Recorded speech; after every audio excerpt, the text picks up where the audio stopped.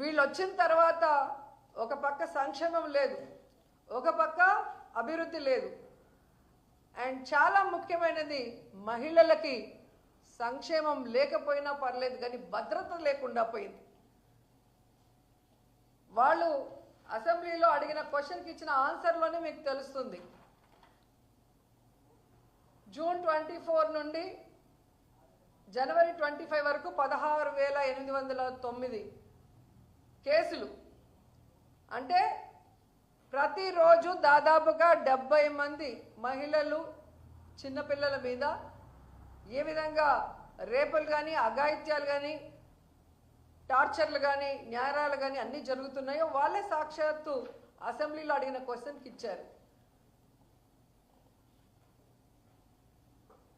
ఈరోజు జగనన్న అధికారంలో ఉన్నప్పుడు మహిళా పక్షపాత ముఖ్యమంత్రిగా మహిళలకు ఎంత